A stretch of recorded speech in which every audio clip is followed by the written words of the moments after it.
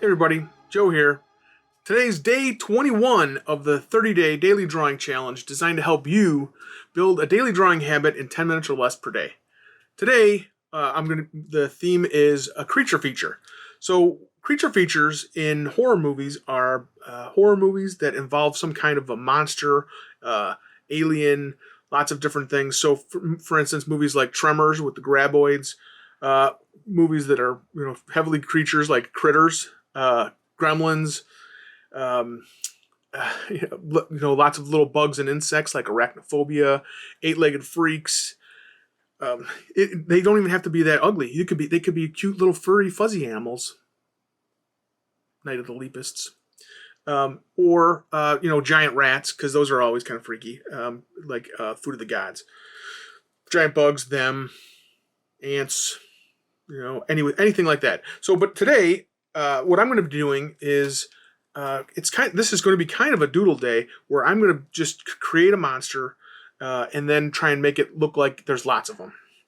So I'm going to pick either play around with some silhouettes, play around with some different things. The main thing that's going to help me to, or I should say, the way I'm going to be doing it today is I'm going to be drawing with the Copic thing. They call it a multi-liner. It's water and Copic proof, which means that I can draw with this and the Copics won't smear it. Okay, let me pull up my timer and hit play. And let's get started. Okay, I'm going to start on the left, just because I want to kind of think of some shapes. Let's think of like little bug shapes.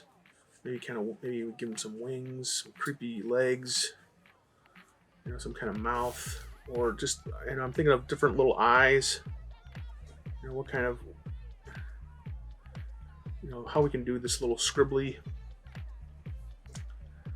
So right now I'm just kind of thinking about speed. What would make this? You could give it some maybe reptile face.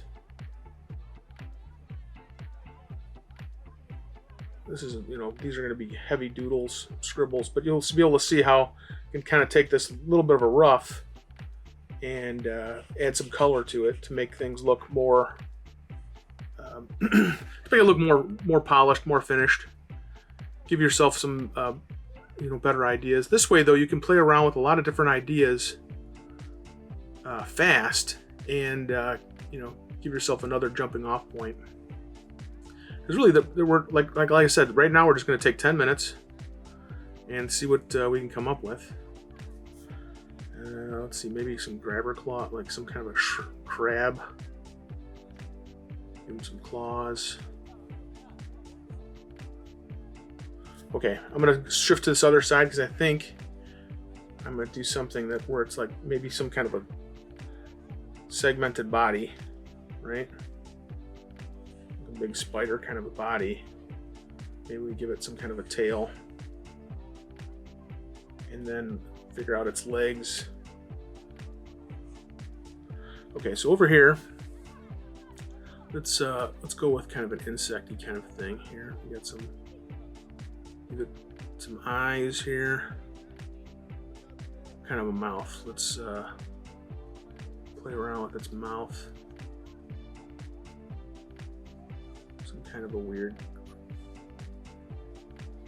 kind of a big claw mouth.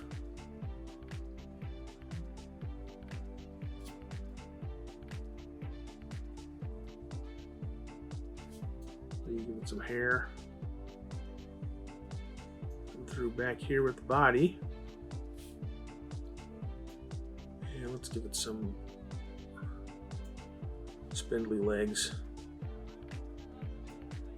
Maybe some kind of a crab-like texture to its feet that it walks with.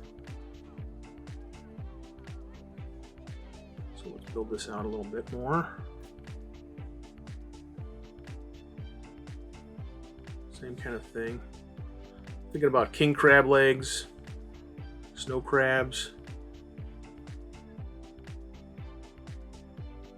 There would be a lot of these things.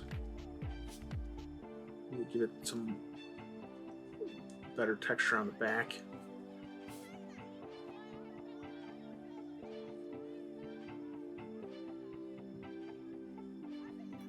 spiky bits.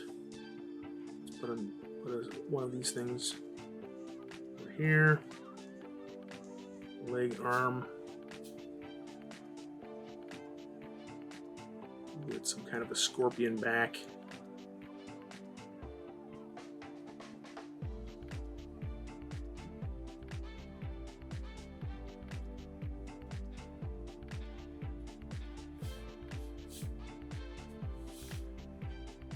One here, leg back here, back. We can think about how it looks from overhead.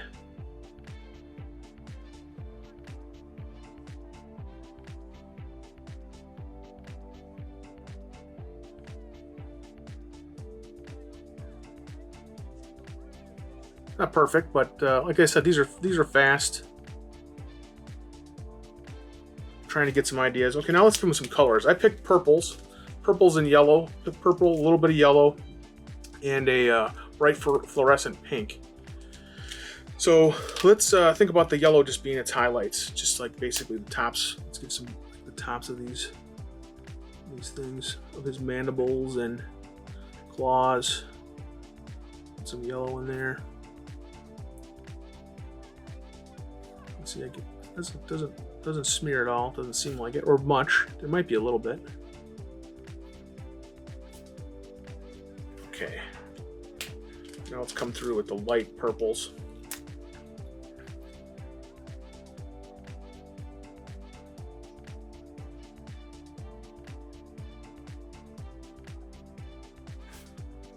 And what's going to be cool is, I think, as I add these colors to it, I'll be able to still come in with that darker, that slate tone that I've been using, and make some things pop and drop some things back. Let's see what happens when. I'm gonna do make his eyes like real fluorescent. I've got fluorescent pink here. Let's see how pink that is. Not as fluorescent as I'd hoped. That's okay. We add a little bit here to his mouth. Add some other tones. Add some of that pink back in here. The pink is kind of a blend between that yellow and the purple.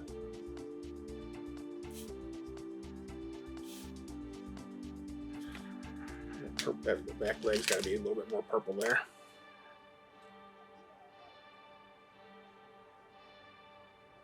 But at this stage, you're really kind of just making your own coloring book.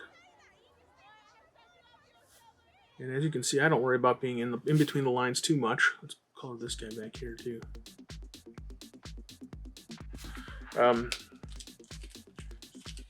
Because it's more right now. It's more about getting your ideas down on paper.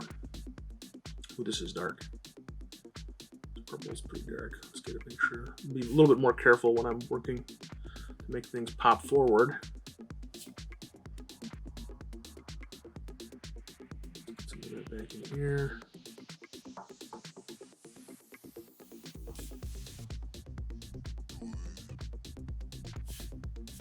Maybe this color was too dark. I should have gone with the. Ooh, I gave it even one I think might be even darker. Let's see. Maybe that's why.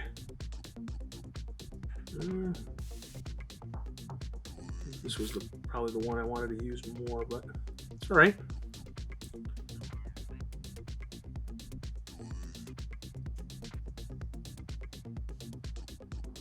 See if we can get it to look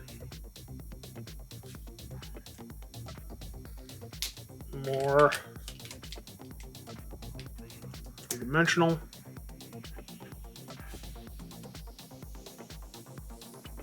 Back. Let's give him a shadow here.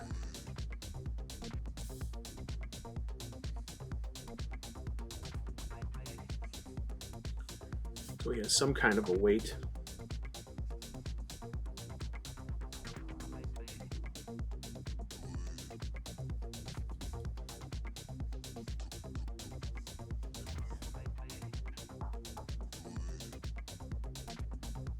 This one should make his face pop forward a little bit more.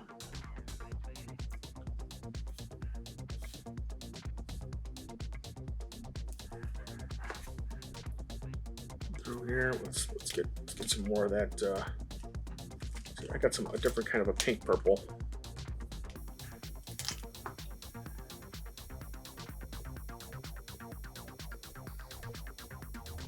fluorescent just wasn't really, didn't pop the way I had hoped. This color though should kind of, seems like it unifies everything together.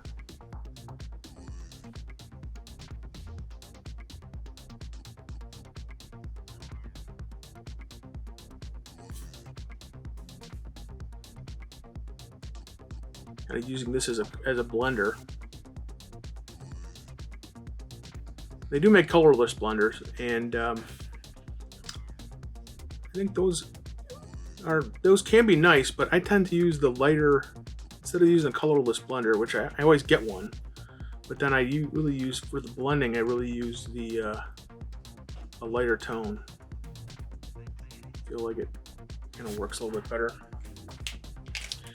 Okay, we can let's come in with some cross hatching with this marker here. And this will help us bring in a little bit more texture. And I'm using this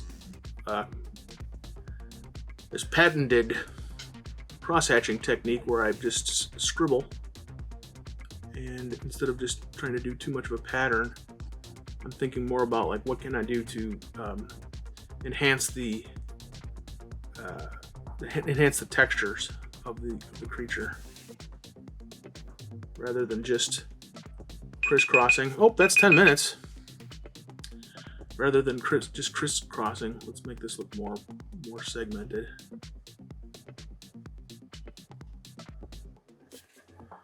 There you have it, pretty quick. 10 minutes, it flies by. But hey, you can see how 10 minutes, if you did this, you know, 6 times, you'd have 6 different little creatures that you could play around with. Pick one, and then start posing it, putting it into a scene, and developing something out of that in some way.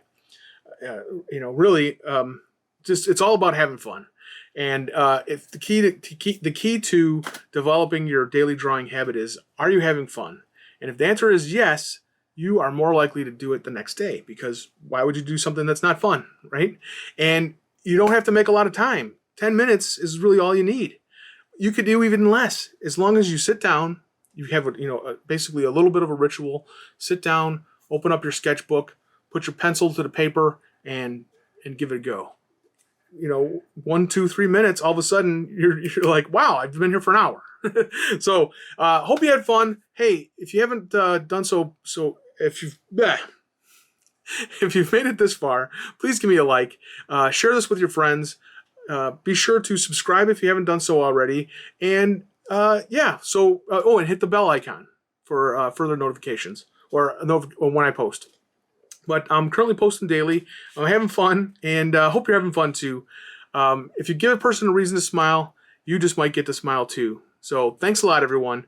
Really appreciate it. I love you all. Oh, one last thing. If you are just getting started on this daily habit and you'd like to figure out how to do some more, or like if you'd like to start at the beginning, then click right over here. I really appreciate it. Thanks a lot. See you tomorrow. Bye.